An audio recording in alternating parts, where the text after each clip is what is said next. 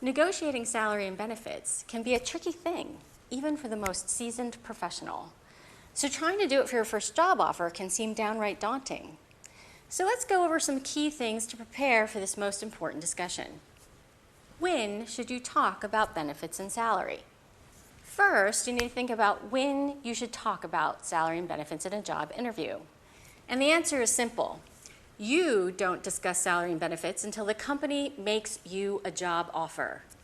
Do not bring up salary or anything that might have to do with benefits of a job until you have the offer in hand.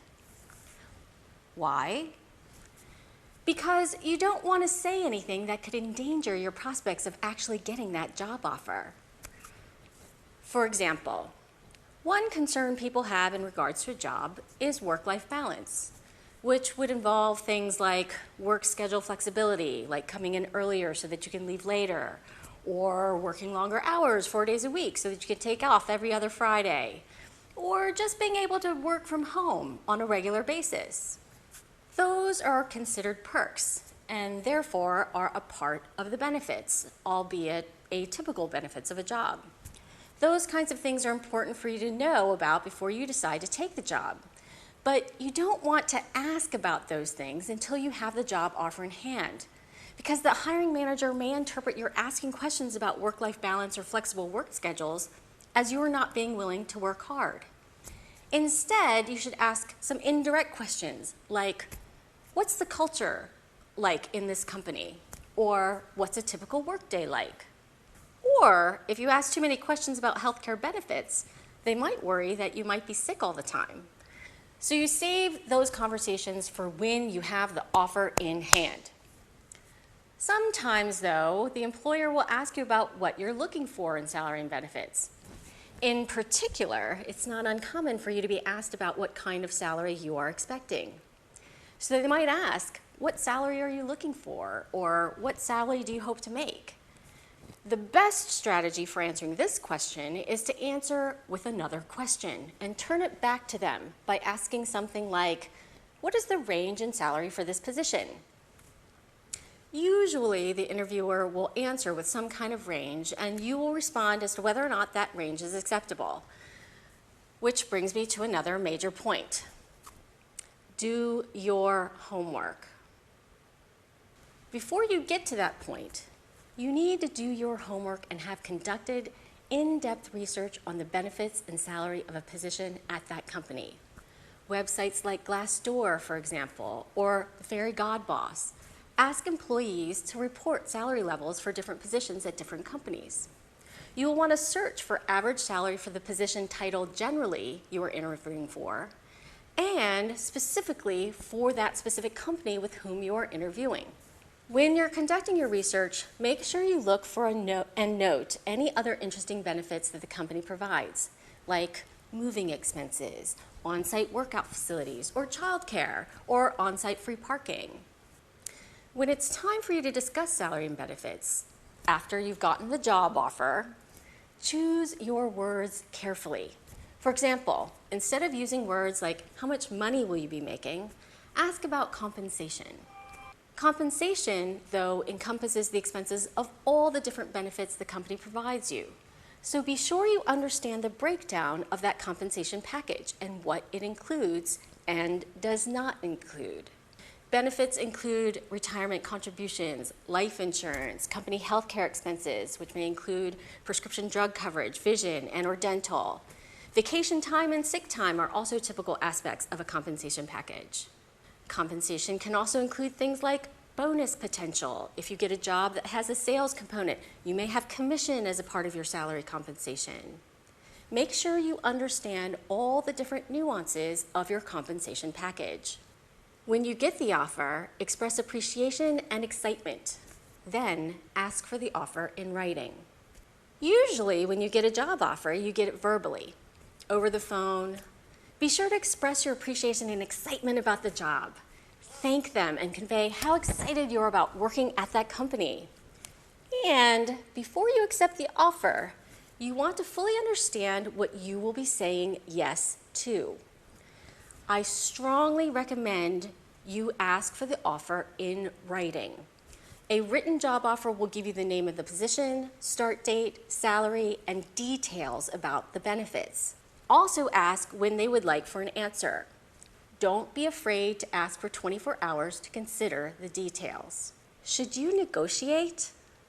Since you've already done your homework, you can apply your understanding of typical salary and benefits to the written offer in hand to evaluate the salary. Where does it fall in the range of salary? What that means also may depend on the position. Is the kind of position that you're applying for have an entry-level position in a company that has quick upward mobility so people don't stay in it for very long? Or is it a position that might have a wide range in terms of experience and longevity, meaning the average salary encompasses people with 5 to 8 years of experience with those fresh out of college?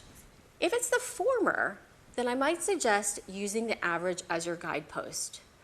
Whereas if it's the later, then you might want to use the beginnings of the range as a guidepost. Either way, you should think about the salary and whether or not you find the offer acceptable. For example, a Loyola marketing major was offered a job in ticket sales for a major NBA team. The fact is, if you want to get into the sports marketing field for a major sports team, you generally start in ticket sales as a fresh graduate. We did some research into typical salary ranges for ticket sales in the position, and his base salary offer was lower than what is typical in the actual spectrum. He asked me, should he negotiate? And I told him that he should. Now, they responded that they could not come up on the salary. So the worst that can happen if you negotiate for a salary is for them to say no. But if you don't ask, you'll never know if you could have gotten a higher salary. Now, whether or not you should negotiate can be very contextual. Sometimes during an offer, the person offering will tell you outright that they have no ability to negotiate the salary. Generally speaking, if they are that forthright, then you probably should not negotiate the salary. But that doesn't mean that you can't ask for other forms of compensation. For example, when I was offered this job at Loyola, the dean of the business school stated up front that she could not do any better on the salary. So I asked for other forms of compensation. I asked for increased summer research support. I also asked for increases in the amount of money for moving expenses. You can try to negotiate for things like flexible work schedules or working from home. You might also think of out-of-box expenses, like parking or transportation expenses if you're driving into a major city for the job. Parking can be incredibly expensive. So you could ask if there's any way to have that expense offset in your compensation package. Think about bonus structure and professional development funding. Might they pay for you to take classes towards an MBA or other kinds of education that you need to maintain a certification or licensure? You may also be able to negotiate an acceleration in consideration for raises or promotions.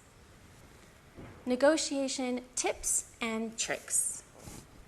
When you negotiate, do so in a well-reasoned, respectful way that exhibits your knowledge of the job market.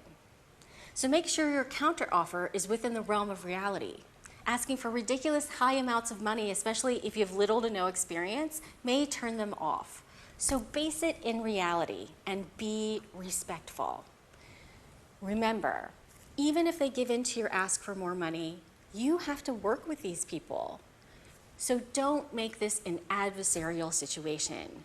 Be pleasant, be professional, think positively about your role with the company as well as the salary negotiation, and make sure you convey that throughout your negotiations on salary and benefits. Remember, you want this job. Have a rationale for why you might need to ask for more.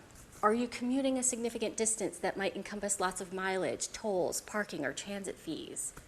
If you're moving, look at a cost of living calculator. For example, if you're moving to a more expensive area from Baltimore to New York City, you can rationalize to the company that you're moving to a place with a higher cost of living. When you are negotiating, there are some key tips and tricks to being more effective in the negotiation. First, don't talk too much. Lay out your requests with a rationale, then stop and let them talk. Be comfortable with the silence. Most of us, when faced with an awkward silence, jump to fill it in. And since you're probably less experienced than the person you're negotiating with, you're going to be the one who feels more awkward. But don't give in to that urge to fill that silence, because you might talk yourself out of asking for what you're asking for, or sound apologetic about it. And that tips your hand, showing them that they probably don't have to give you more money, even if they were willing to. So just make your request providing a reasonable rationale in a respectful way, then stop talking and let them break the silence and be the next person to say something. Also remain calm and unemotional. Don't take this personally. If they say no, often they have no choice but to say no. Vacation time, healthcare expenses, retirement contributions are often fixed, and a company can't make exceptions, giving some people a better deal than others. Still, let them tell you that. If they accept your counteroffer, you will want to get that in writing as well, to be sure that what you agreed upon verbally is indeed what you will get. Sometimes there's a miscommunication or misunderstanding, which leads to something you were promised not making it into reality. The only way to prevent that is to get that in writing.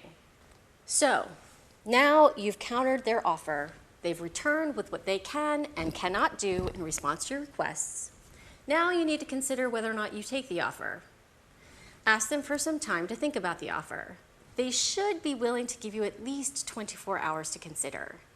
Even if you're excited to accept, give yourself time to get back to the hiring manager with your acceptance or negotiation requests. If they pressure you for an immediate answer, that's usually a bad sign about the culture of the company, as it's often a scare tactic. Most responsible companies want prospective employees to have some time to think. That being said, you can't expect them to wait forever. 24 to 48 hours is a typical time frame most companies are willing to give. Some are more flexible and will give you a week or two. But if you have a job interview with another company 3 weeks from now, they are unlikely to give you that time to see how that other job interview goes. Remember, this vacancy they are trying to fill means that other people are picking up that work doing their job and this position's responsibilities. They have to see after the needs of their business, accepting or rejecting the job offer. Think through the offer and get back to them in a timely manner. If you accept, again, express your thanks and excitement about the job and ask about the next steps. Is there onboarding paperwork that needs to be completed? Will there be some kind of orientation? What should you do to prepare for your first day? Demonstrate your proactive interest, affirming that they made the right decision in hiring you. If you've decided this job is not for you, do not ghost them. Always be professional and get back to them, even if you're rejecting the job offer. Even if you've written that company off because something about it made you uncomfortable, people move around, and they may be hiring at another company you do want to work for. Or circumstances may change at that company that makes it a more appealing place to work. Don't burn a bridge by being irresponsible and ghosting them. You always want to leave the door open, so be professional and let them know your decision to not accept the job. No matter how the negotiation over salary and benefit goes, know that you got that job offer, and that's fabulous and fantastic. Be confident. You deserve to feel good about yourself, no matter what happens in the outcome of the negotiation for salary and benefits. Good luck.